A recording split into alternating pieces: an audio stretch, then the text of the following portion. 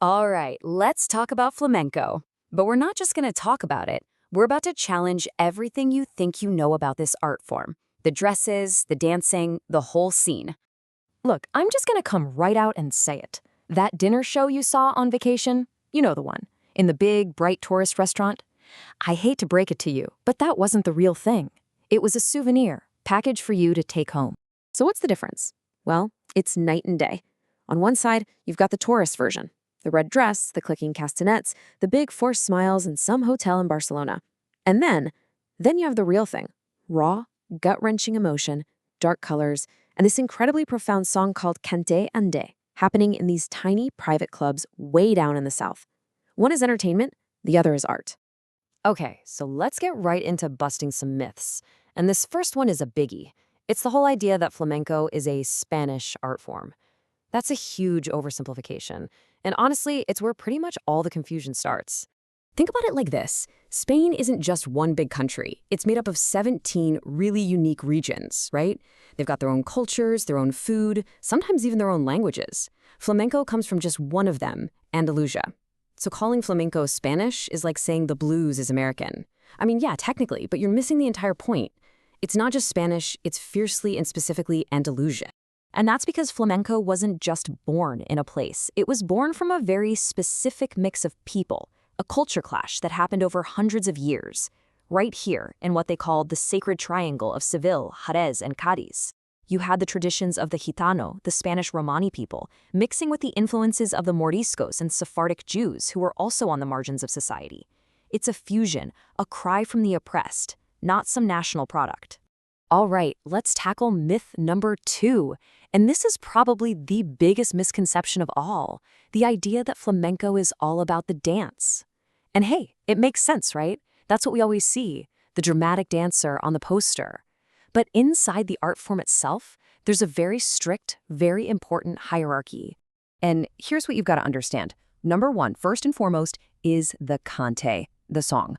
It is the heart, the origin, the absolute soul of flamenco. Everything starts there.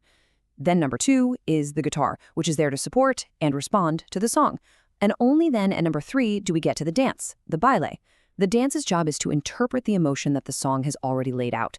The dance serves the song, never the other way around. And at the core of that song, you find something called cante jondo, which literally means deep song. And they mean deep. These are the oldest, most difficult, most emotionally raw styles. We're talking about songs dealing with pain, with persecution, with death. They are so intense that you'll pretty much never hear them in a tourist show because, let's be honest, they're not light entertainment. They are unfiltered emotional truth. So if you're not going to find it in a big restaurant, where do you find this kind of realness? You find it in a peña flamenca. Think of it as a private, members-only club for the true fans, the real aficionados.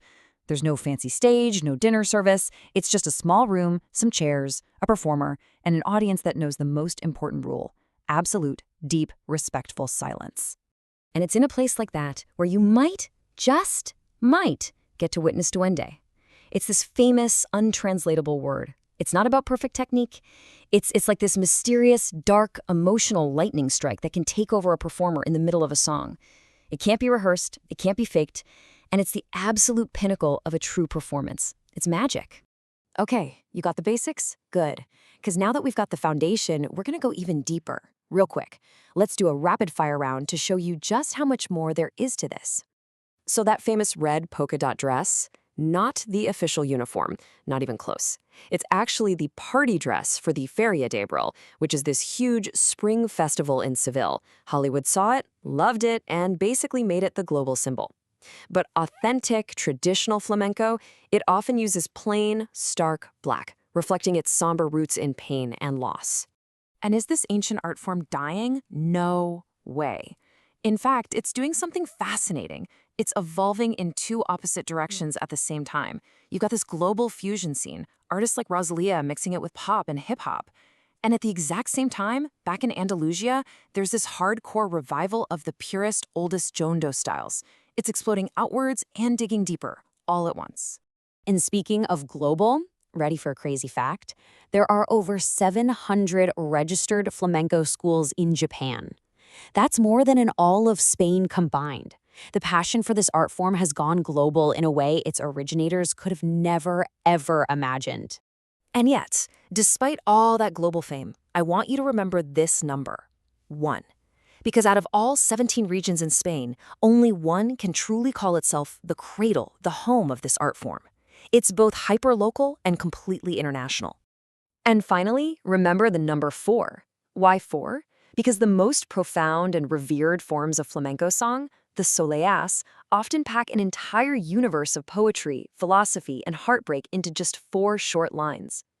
Just listen to this translation of a traditional lyric. I went to visit your grave and brought you carnations, but the wind took them and I returned with empty hands. I mean, wow. In those few words, you have love, loss, memory, the indifference of nature, and total defeat. This isn't just a song, you guys. This is literature. Okay, so we've torn down the myths. We've looked at what flamenco isn't. Now let's build it back up and talk about how you, yes you, can actually go out and find the real deal. This is your field guide to finding duende. So, rule number 1, location, location, location. You want to head straight for that sacred triangle, Jerez de la Frontera, the Triana neighborhood in Seville, or Cadiz. And just as important are the warning signs. If the show includes a full dinner, if the sign proudly says Spanish flamenco show, or if you're in a major tourist trap in Madrid or Barcelona, be very, very skeptical. And if you want to start your journey right now, tonight, here's your essential starting playlist. You've got to listen to Camarón de la Isla. He was the Jimi Hendrix of flamenco singing, a true revolutionary. Then you've got Rosalía, the modern superstar bringing it to a whole new generation.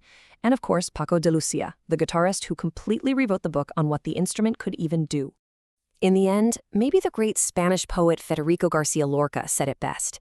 He was trying to explain this magic, and he wrote, "The duende climbs up inside from the soles of the feet." Think about that. It's not in your head, it's not even in your throat. It's a primal force that comes up from the earth, through the body of the artist, and into the air of the room. Which brings us right back to the beginning. You've seen behind the curtain now. You know the difference between the postcard version and the deep, dark, beautiful song. So the only question left is, can you ever really go back to the airport version again?